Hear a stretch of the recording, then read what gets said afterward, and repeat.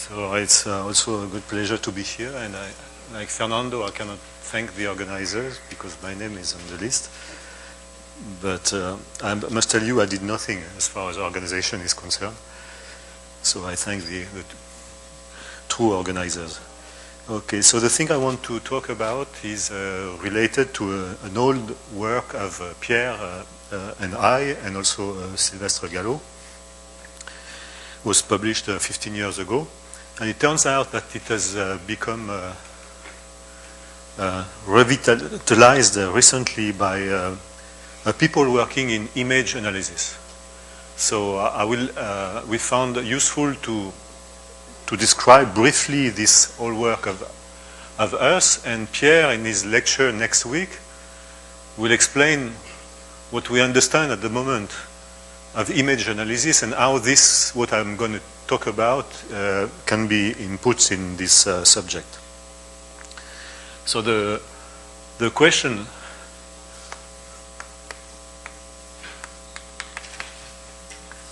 is extremely simple. We were looking, in fact, our work didn't start with this question, but now I present the work differently.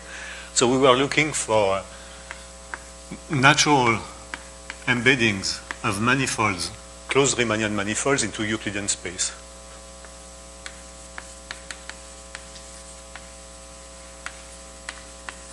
So this natural doesn't mean anything in general. So I'd rather show you the prototype of embeddings we are interested in. So the prototype is certainly embedding of S2 or any sphere into R3 by the 3 first coordinates. I'm sorry, Z. So this is nothing fancy. The important thing here is that if we endo S2 with this standard metric, then these 3 functions are eigenfunctions for, here it turns out to be the first eigenvalue of the Laplacian on this manifold, and the full eigenspace is generated by these functions. So there are plenty of other such embeddings. It should be R5 of RP2 using, so I may be wrong here, so please be indulgent. I have to check XZ and maybe X2 minus Y2 and X2, say, minus Z2. So again, using this function or a combination of this function, we can embed the projective space into Euclidean space, and it turns out again that if RP2 is endowed with the natural canonical metric, then this is our eigenfunction for the first eigenspace, for the first eigenvalue in this space, in this on this Riemannian manifold, and it generates the full eigenspace, first eigenspace. So somehow we were looking for embeddings of Riemannian manifold using as coordinates eigenfunctions. So the question is really, what if M is any Riemannian manifold?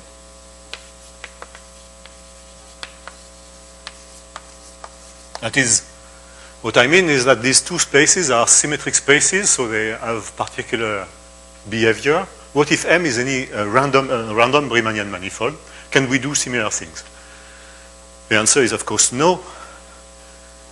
But I explain how we can do in a more general setting. So before doing this, I think we should recall a few facts about the spectral geometry of Riemannian manifold.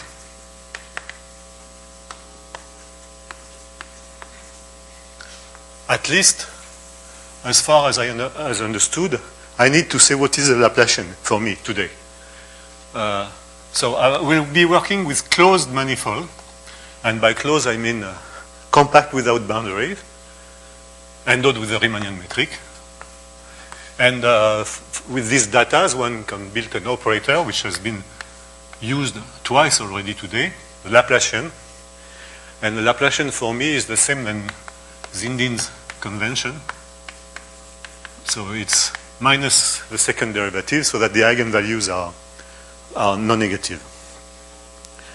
Okay, more than the Laplacian, well, starting with this operator, we can build plenty of new operators. And more than the Laplacian, I'm interested in the heat flow. So the heat flow is a flow corresponding to this operator, exponential of minus t Laplacian, where t is a positive number. So there is a functional calculus which allows to give a meaning to this expression, but I don't want to enter this kind of details. What I want to retain this operator is that it can, well, it acts on various spaces, but the space I'm interested in is the L2 space of the manifold, where as a measure we use the Riemannian measure.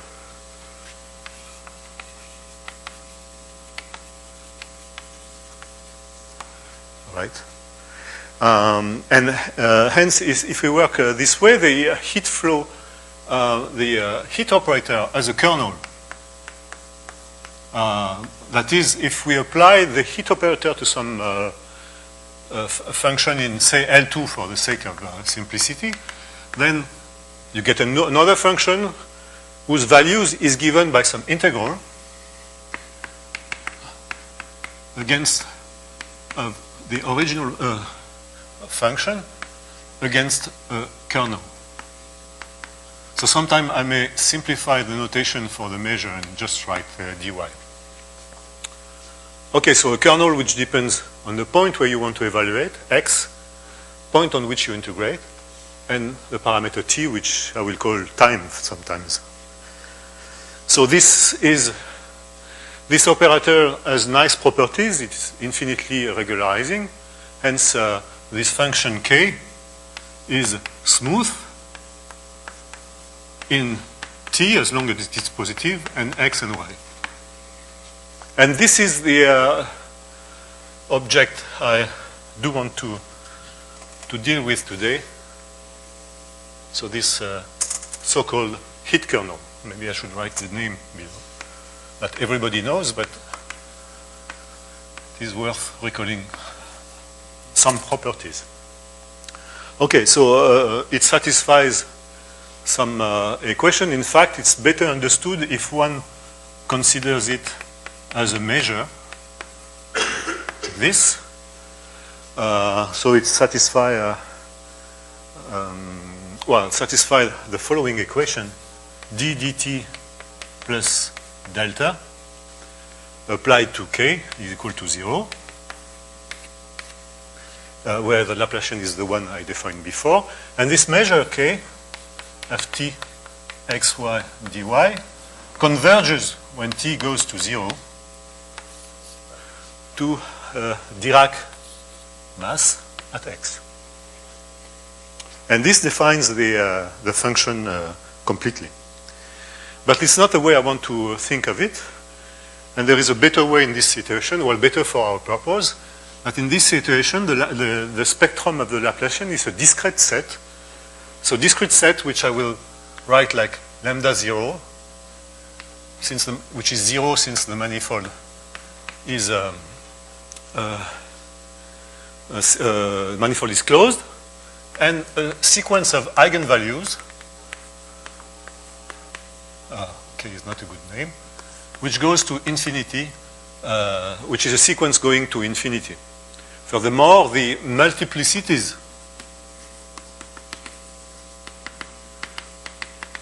of these eigenvalues are finite.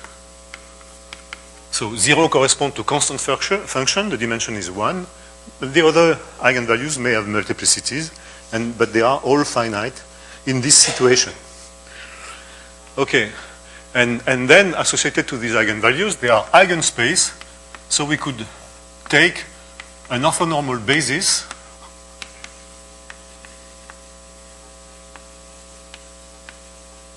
of L2 of m dy of eigenfunctions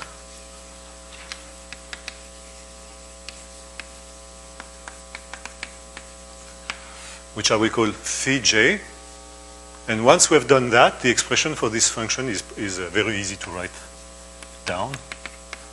And this is the one I want to keep in mind. So it's a sum. We have Vg of y. So this is t. It's pretty obvious because you can decompose on the basis the operator, and you get this very classical formula. And I recall that with this notation, the first eigenfunction phi0 is constant and should be, because it's normalized, orthonormal, so it should be 1 over square root of the volume of the manifold. Okay. Good. So far, it's not really interesting, basic stuff. It turns out that this function contains some geometrical meaning.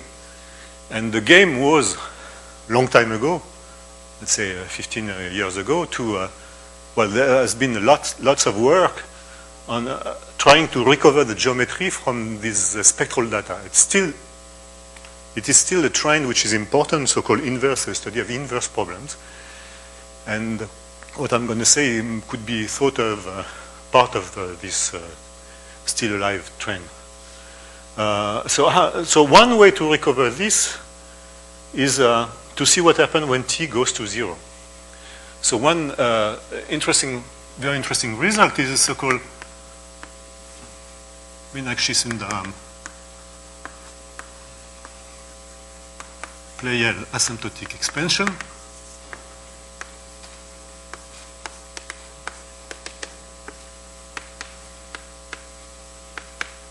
It took me 30 years to be able to write this without notes. There's a beautiful result, which is the analytical counterpart of the fact that if you look at a manifold, a Riemannian manifold, very close to a point, then it's almost Euclidean. So the question is, how do you translate this analytically? Well, this is exactly what does the work, and even more, what does the job. So the expansion is as follows. When t goes to 0, then this heat kernel looks very much like the Euclidean heat kernel, which I'm going to write here.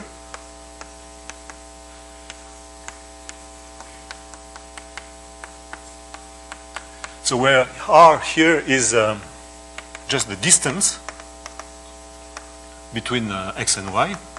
I use r for sake of simplicity. And there is a defect, which is as follows. 1 x, y. So let me write, and I'll explain in a minute.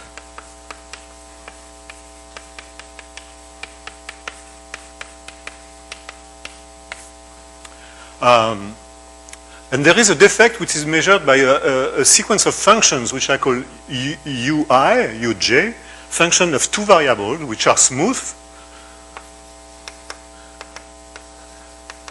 real valued function. Or something I forgot to say is that I will take orthonormal basis of eigenfunction. All of them are real. So the operator is self-adjoint here. I don't have the need to talk about complex valued function. So let me come back to this. These are real functions which are smooth on the manifold. Well, to be completely safe, I should say that this expansion should be true for x, y close to the diagonal. That is x close to y. But let's forget about these technical details. So this formula tells exactly what I've said before. That if you look at heat kernel for t small, which amounts to looking at a manifold close to a point, then it looks like the Euclidean heat kernels up to a defect which can be controlled.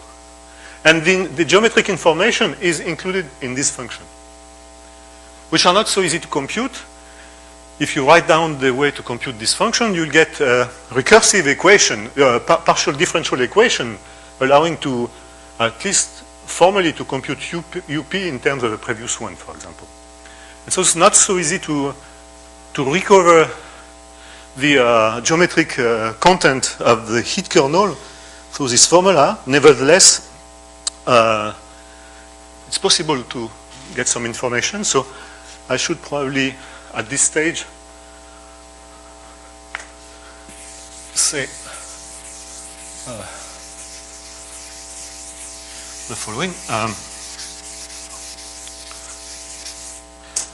First of all, it's not, I mean, there are plenty of proofs of this formula in the literature. One is correct. So let me give you the name of the guy who proved the Yakar Kanai gave a correct proof of it. It's not so easy to do that, but at least now it's clear. So I think it was in the 70s, I don't remember precisely, but something in the 70s, last century.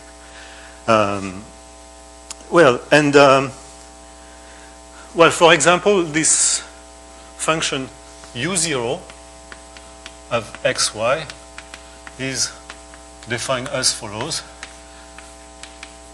So theta of xy to the -1/2, where theta is the standard notation for the volume density. So to be clear, if we start at the point x and you use normal coordinates around x,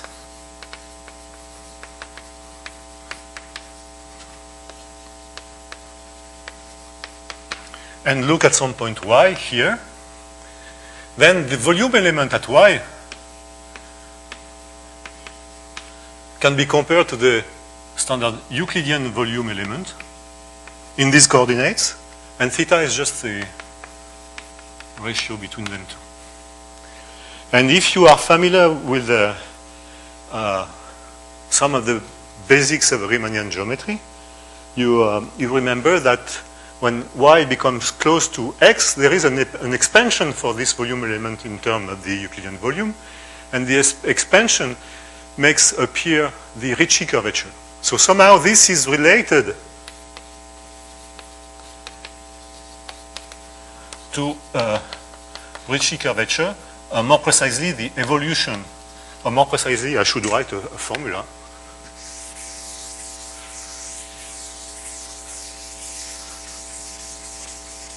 So it would be better to write a formula. Let me draw here, for example, the geodesic. Assume that we are close enough that there is a unique geodesic going from x to y, which is generated by a unit vector u. Then the volume element of the metric at y in this coordinate is equal to the Euclidean volume element. And again, there is a defect which is controlled by some curvature. And here it's the Ricci curvature in the direction of u. And I have to check the factor 6 times r, where r again is the distance from x to y, plus a remainder r square, I'm sorry. Okay, r square. It's a quadratic term. Okay, so this is a defect for the volume element to be Euclidean, and so it's not surprising that it controls the defect from this heat kernel to be Euclidean too. And for the other term, it's more difficult. Some properties of U1 are known, and then if you go further, then these function Ui, Uj are related to the curvature and their derivatives too. Okay, so these are the basics. Already 20 minutes gone. So let me go to embedding Riemannian manifold.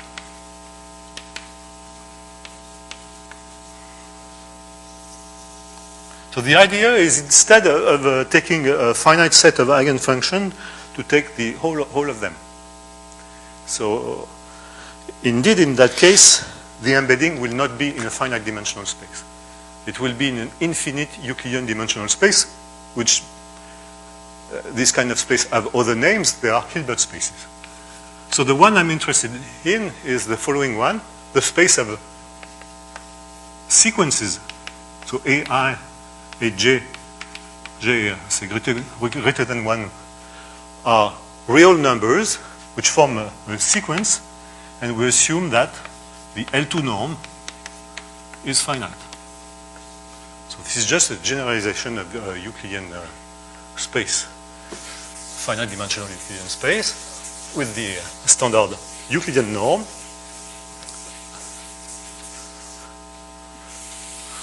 And now I want to write down a map from the manifold M onto the space L2 using the eigenfunction. Well, there is a good way to do this, is to look at a map whose coordinates are the values of these eigenfunctions. Well, since I want this to be related to the heat kernel, we'll consider this one. So this is lambda j t over 2, and phi j is an eigenfunction related to this eigenvalue. And for stating a result, I need the constants, which I don't know by heart, so let me look at my notes. Square root of 2 is completely irrelevant, but nt to the n plus 2 over 4. Okay, so you can forget about the constants, but think to this map, which is very elementarily constructed, and the theorem, which is due to myself and Gallo, again in the last century, so I think was published in '94, is the following.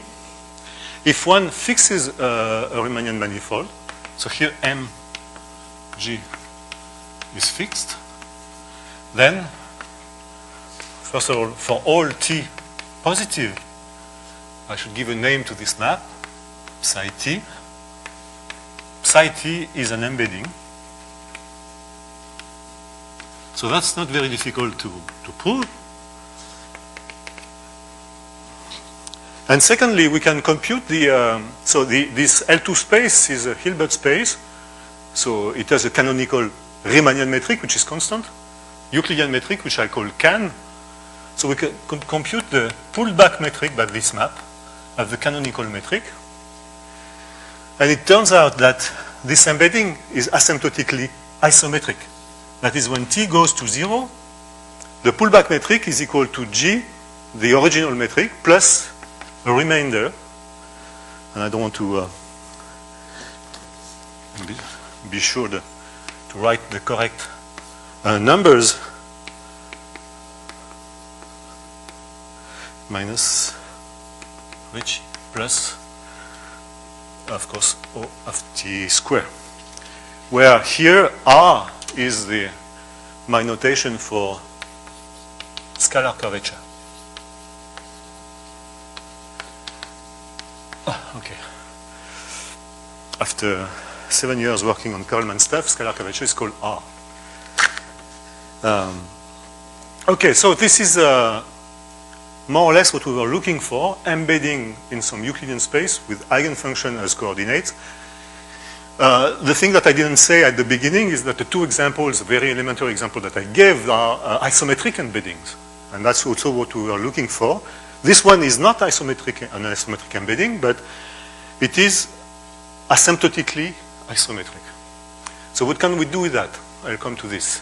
So I say that these constants are irrelevant. It's not completely true. If one wants to get this formula here with no constant in front of G, then one has to choose this one here. But it's not really that important. Okay. So what is the relation with the heat kernel? Then you can check quite easily that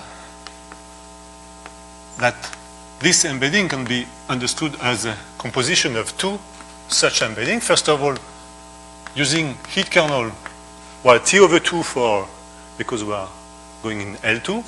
So for each x, one gets a function of the second variable. It is more than L2, actually, and the manifold is closed. So we can think of this as being a map from M into this L2 space, and then going to L2 using a basis of eigenfunction. And the formula is here. So this is somehow so first we wanted to use a heat kernel, but the problem is that the space moves with the manifold, and what we want to do is embedding whole manifold in the same Hilbert space. So we had to go to L2, but the problem is still here because we are using a basis, and so this map here depends on the choice of an orthonormal basis of eigenfunctions, which I call A. But that's not really an important difficulty. The other interesting remark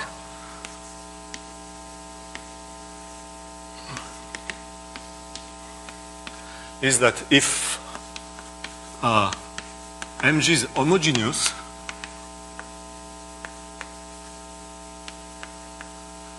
with stabilizers which act irreducibly in the tangent space, I will call them irreducible stabilizer. Then, for obvious reasons, phi star G, phi star of Can, is a multiple of the canonical metric. So there is a number, lambda, or lambda is not a good choice because lambda stands for eigenvalues. There is a number mu, a positive number such that the pullback metric is a multiple. Well, it's straightforward to check that this map is compatible with the action of isometries on both sides. Okay. Okay, let me try to sketch the proof, and then we'll move to why did we do that in the first place.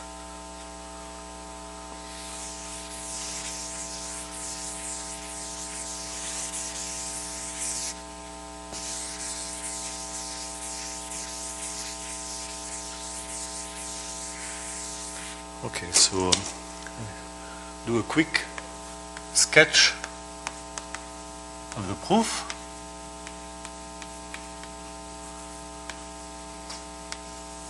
So first, continuity of the map.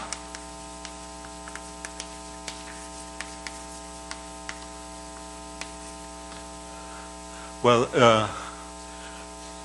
to make it simpler, let me get rid of this constant. So I will call phi A sub t the map which is obtained using just the important stuff, that is this quantity. Well, the constants are not relevant for the proof. So we have to, so I want to show continuity in t and the space variable. So for a fixed, let me look at this expression, norm squared in L2. Then if one does an easy computation, one can show that this is nothing but this sum here, lambda g t over 2 phi g of x minus lambda g s over 2 phi j of y square. This is the L2 norm. And it's a straightforward computation to check that this is equal to the heat kernel T at x plus the heat kernel S on the diagonal at y minus heat kernel T plus S over 2 at xy. Okay. And it's also the heat kernel is such a regular function that it's very easy to show that this goes to 0 when xt goes to ys or sy, whatever the order is. So this is a straightforward proof. Second part, which is also very, so a consequence is that the image is compact. which is important. And also a straightforward thing is to show that the map is one-to-one or injective.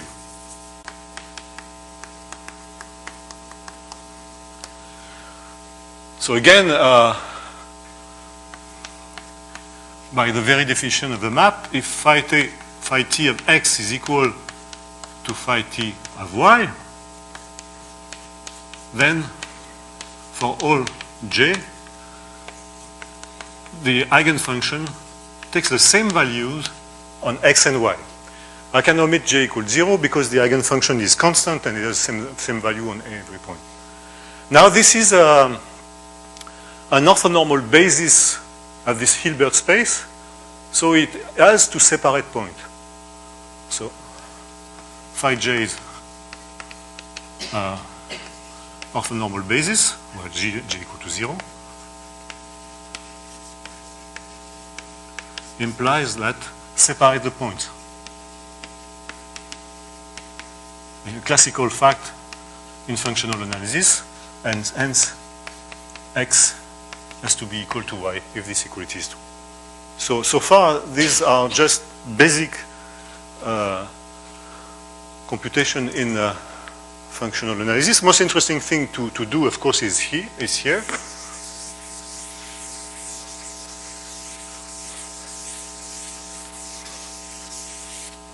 So most interesting thing is to compute this. So let me say a few words. I won't do the computation because it's a bit late.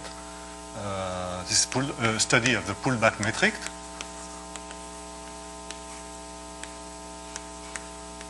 So, and that's a very interesting part because this is exactly the part of the work where we use this Meenakshi-Sundaram Pleyel asymptotic expansion. So somehow so what is this pullback metric? If one takes a point x and a tangent vector of m at x, then one has to compute the differential at x of this map for a fixed t, v, norm square in L2. Okay, and that gives the pullback metric. This is easily computed with the expansion, the definition heat kernel, T, and this should be the differential of phi j of V square, if I'm correct. And so this is related to the heat kernel by the fact that it is some kind of second derivative of the heat kernel, direction of V. Well, I use this notation. We have used this notation where this ds is the following. If one has a function of two variables, this capital S stands for symmetric derivative. So the symmetric second derivative of f is, take first the derivative with respect to the first variable, d1 of f, then the derivative with respect to the second variable, so it's a second derivative, and compute it for x equal to y. And of course in the direction of any vector. So this is a mixed second derivative computed on the diagonal. And how can we compute this and get information when t goes to 0? Well, just have to differentiate this Meenakshi-Sundaram Pleyel asymptotic expansion. So maybe I should not spend too much time on this.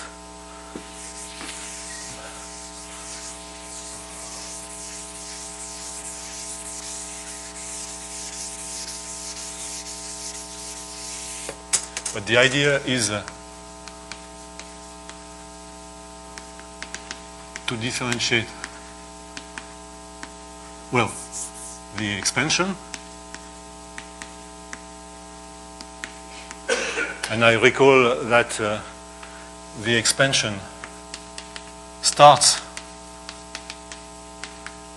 with the Euclidean heat kernel and has correction terms which are given by these functions, u1 that I mentioned at the beginning. Whatever. So it's an easy computation. If you compute, if one wants to get only the two first term and the remainder, one has to compute the second, this symmetric differential of the distance and the symmetric differential of this function and know the value of this function on the diagonal. So the lemma that you can check easily is the following. Well, if you differentiate twice the square of the distance function in the Euclidean space, you recover the metric up to some constant. So please check that this is minus 2 times the metric. Why is this minus 2? Maybe I'm, no, I think it's correct. Minus 2 times, maybe our paper is wrong, but it's, well, we'll see. Minus 2 times the metric. Yeah, minus 2 because differentiate in 2 points which are opposite and then equality. You can compute the differentiate of this function u0, which is more or less up to some power this ratio between the volume element and the Euclidean volume element. And here one finds 1/6 times the Ricci curvature. And I mentioned when I defined this function that it was related to the Ricci curvature. So they are easy computation. And the third point, which is well known and one can find in the literature, is this function u1 on the diagonal is equal to the scalar curvature, and I'm sorry, I have to check the constants, divided by 6. Okay. And if we had at hand more expression, nice expression of this term, we could compute more expansion, a longer expansion for the Riemannian metric. What struck us at the time, and I think the question is still open, is this remainder here, which look somehow not so far from what one finds in the Ricci flow, although it's not exactly the same. But I come back on this later. Okay, so these are the main ideas of, for the proof of the theorem. And now I just briefly tell you what we did with that, and then I will try to describe more recent stuff.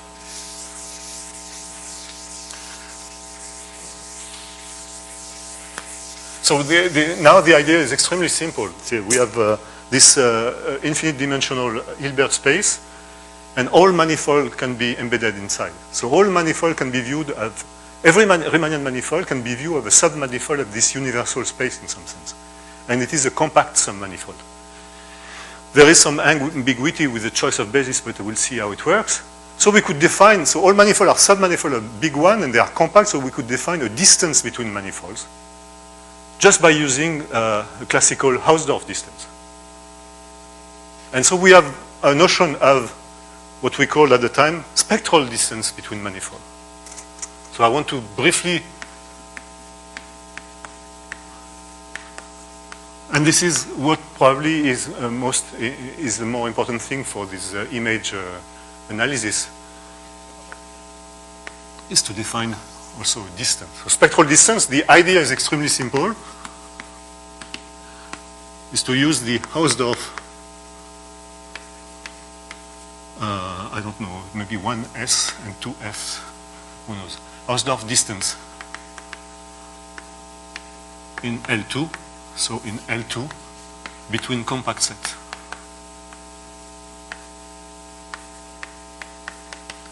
So I need to be a little bit more precise because there is this ambiguity between bases. So in fact, a manifold is not embedded.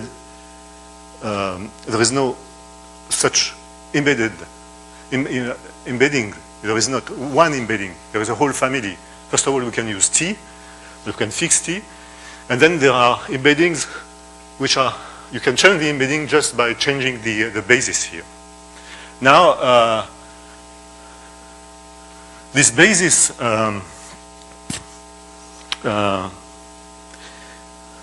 okay, so the space L2 of M dvg is the sum of eigenspaces,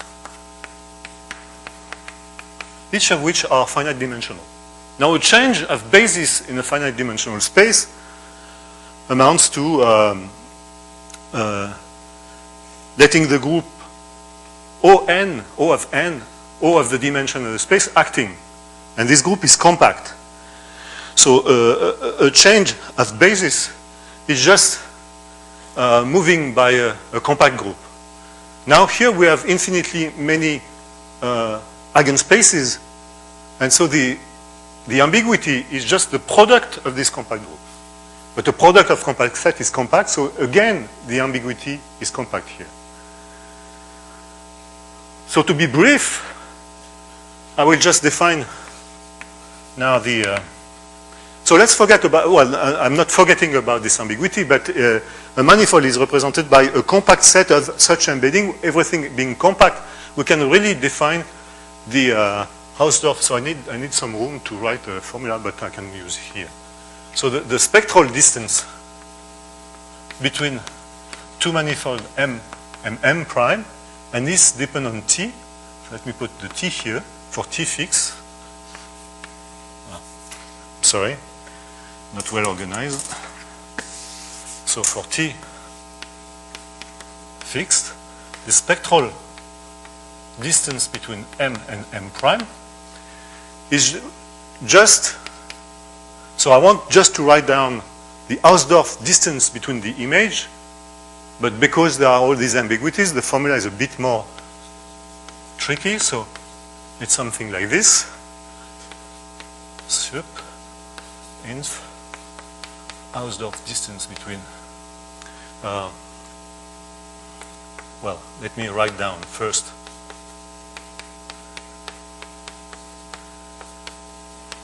M prime. So I'm sorry, I'm writing and then I'll explain. It takes more time to write than to understand.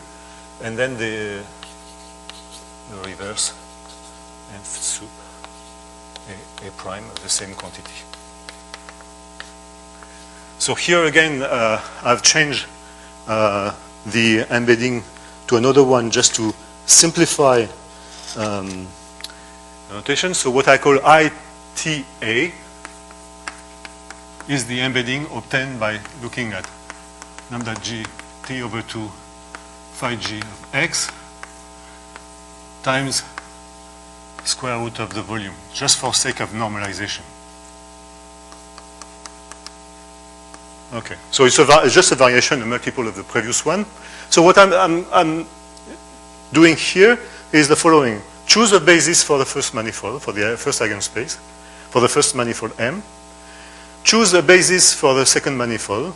Compute the Hausdorff distance between the image by this map, and then take the sup and if among all possible bases.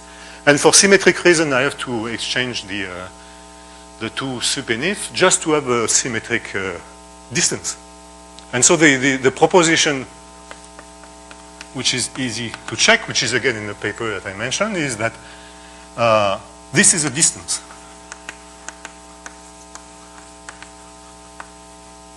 On the whatever is called space of Riemannian manifolds. To be completely clear, I should say the space of isometric class of Riemannian manifold. That is, most important thing is that if the spectral distance between two manifold, Riemannian manifold, is 0, then they are isometric. I have forgotten the mention to the Riemannian metric, but just for the sake of simplicity of notation. Okay. Okay, what's next? Okay.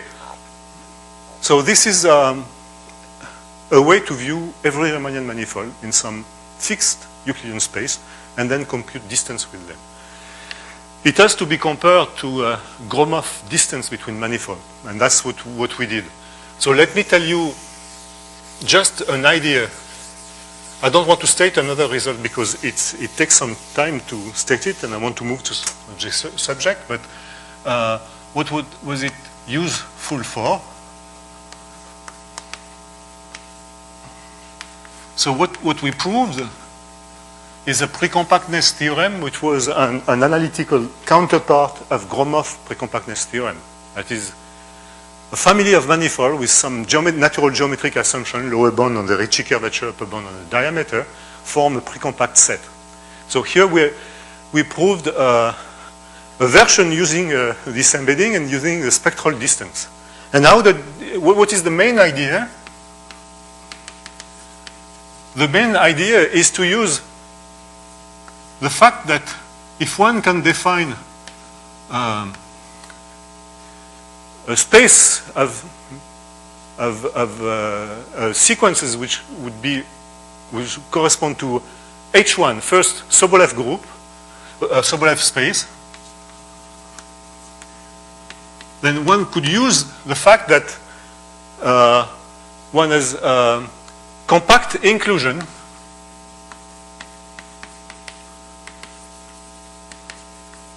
of this space into the heterospace. So the so-called Redlich theorem is the one to be used here. And so the way to define this space H1 is just to take the sequences. I have a tendency to use J, so that this norm,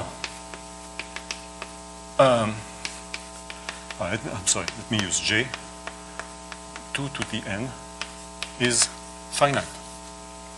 So I need to check because I'm always messing up the, okay, 2 to the n. So this is a space which mimics the first Sobolev space on a manifold of dimension n. So dimension appears here. And in that case, it embeds, so the manifold injects in L2, and the injection is compact in the sense of functional analysis. Compactness meaning that bounded domains in H1 are relatively compact in L2. And so what we did is to show that these curvature assumptions that we were considering, lower bound on Ricci curvature, upper bound on diameter, gave a family of manifold whose image is in a bounded set in this space, hence on a relatively compact set in L2. And this boundedness boiled down to estimates on the heat kernel and the eigenvalues that we did before. Okay, so that was the idea. Now, what can we do next? Well, I should just mention the names. So this has been extended.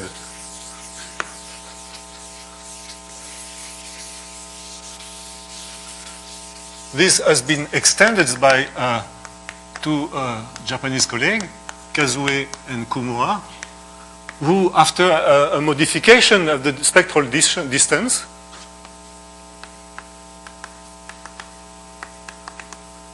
but using the same kind of ideas, were able to compute limit objects. So sequence of manifold which converge in spectral distance to something which may not be a manifold, but that they were able to describe. This is an interesting work. So the limit objects are metric spaces, metric measured spaces. That is, it's a metric space with a measure, and they are related, and endowed with some thing they call Dirichlet form.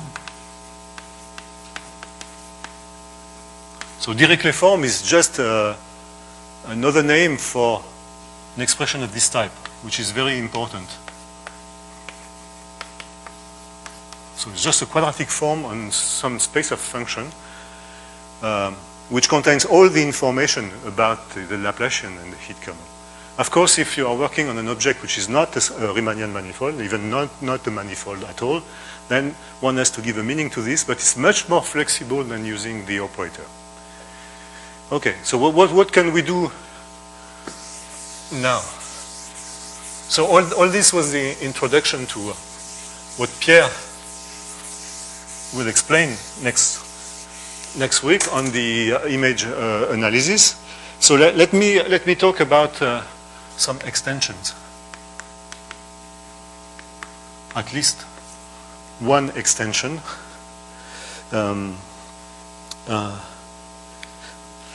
The thing I've been interested in very recently is to look at operators, Laplace operator, with a Riemannian metric, which depends also on the time.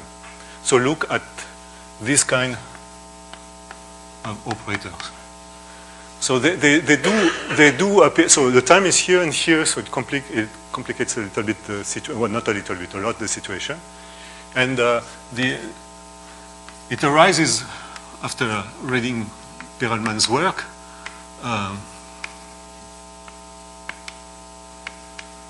Where this operator for an evolving metric,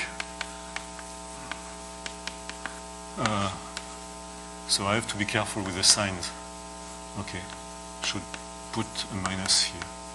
So this operator is extremely important in his work. So, okay, so this raises the question: what can we do with this kind of stuff? And a really wild dream would be to be able to realize a Ricci flow as a submanifold flow in some big Hilbert space. We are very far from that. It's really a wild dream, but at least it raises a nice question. So a student of mine, Iba Abdallah, has worked on that. And so there is some kind of heat kernel associated to this. And she proved that one can construct an embedding for small t, which is already quite a reasonable piece of technical work. But at the moment, the computational pullback metric is not done for a stupid reason, which is not at all stupid, which is the following. In that situation, so I'm cheating a little bit about the heat kernel.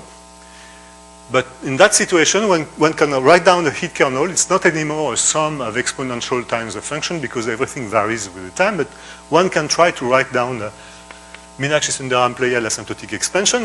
What one finds is a following expression.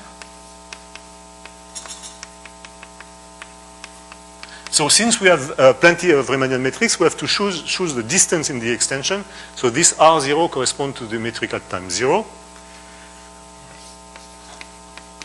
So again, a sequence of functions, T, U1, which are computed recursively and much more difficult to compute,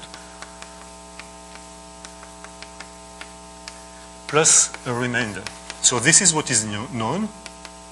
And there is a slight difference with what I had written before. And the slight difference is that the parenthesis is here instead of being here. But it's indeed a huge difference because it says that at the moment we don't know how to prove that the remainder, when you take this and subtract that, decreases exponentially. So the question whether we could have an asymptotic expansion where the parenthesis is here is still open. And as far as I know, nobody knows how to do that. Which brings me back to Yakar Kanai, who proved the version for a fixed metric. And his proof is not easy to do because, well, he has to go through, well, at least that's his method. He went through the wave equation, which is much more difficult to handle. In this situation, when the metric varies, I don't know at all how to handle the wave equation. So this is an open question, which seems to be purely technical. If one is able to answer positively this, then the consequence is we can compute the pullback metric for this embedding with the varying, with an evolving Riemannian metric. Okay. And do I have 5 minutes or 0 minutes? 5. Okay, so let me finish by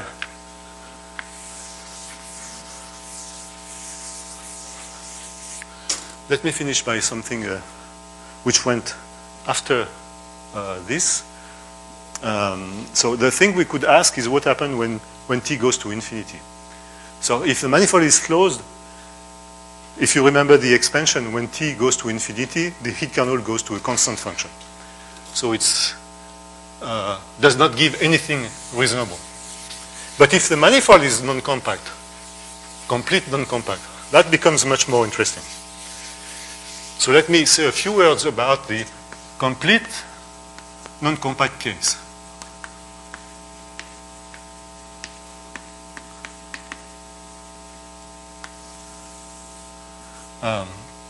Let's consider a manifold, for example, simply connected,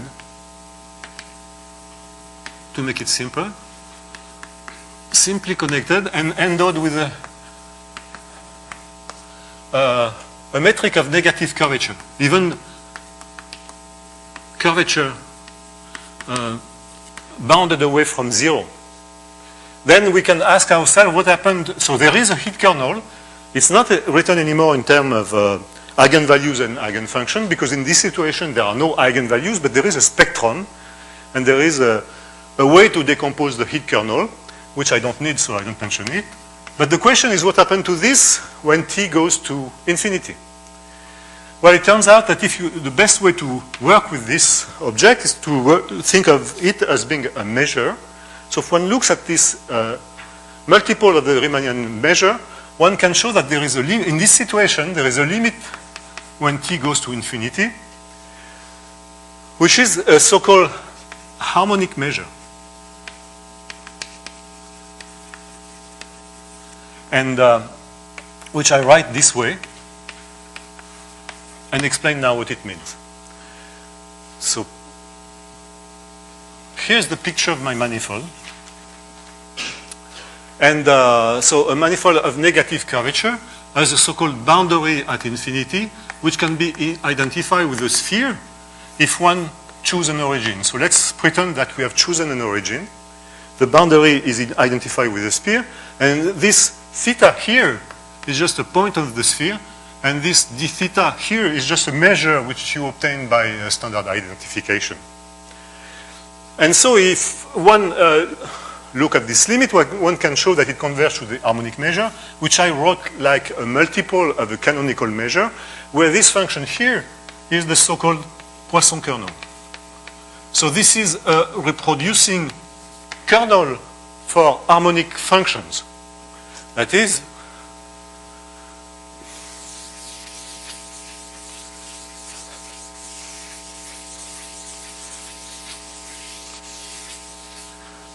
if f is a continuous function, continuous to make it simple, on the sphere, then this integral here, s theta, d theta, give rise to a harmonic function. And this kernel satisfies the fact that the Laplacian with respect to the first variable is 0. This measure is a probability measure. And, no, I'm sorry, on the boundary. And what else? Well, if we have chosen an origin, it's normalized so that this is identically equal to 1.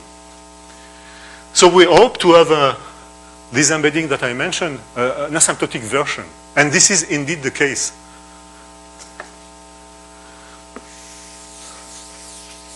So let me just, in the 1 minute that's left, give one example, simple example. So assume that the metric M is hyperbolic, an hyperbolic manifold, say real hyperbolic, for example, could be complex hyperbolic or anything else. Then the map, so we can construct a map from M into the L2 space of the boundary at infinity, endowed with this canonical measure, which associate to each x, well, because it's L2, I have to take a square root, this function. So it turns out, and it's a corollary of work that I did with Courtois and Gallo, that, so 3 things are true. So following are true. First of all, this is an embedding. That's really easy to show. Second, pullback metric is a multiple of the hyperbolic metric. That is because there is a group acting. And the third one, which is the most difficult and which is really a theorem, the rest are just easy stuff, which is important, is that the image of this map, so let me give a name to this map, capital P. The image of P is minimal in the sphere. So here, since this was a probability measure, this goes into the unit sphere of this space. So its minimal is S infinity, and even more, it is calibrated. So there is a calibration in the sense of minimal submanifold, that is N form, which is closed and verifies some inequality, which calibrates this space as a minimal submanifold in this unit sphere. So I have no time to explain how it goes, but I hope it showed that these ideas of trying to embed can be useful. We have, this is what was frustrating for us at the time, no counterpart in the compact case of this kind of stuff here, which was very powerful. Okay, so the next week Pierre will give more interesting stuff using this. Thank you very much.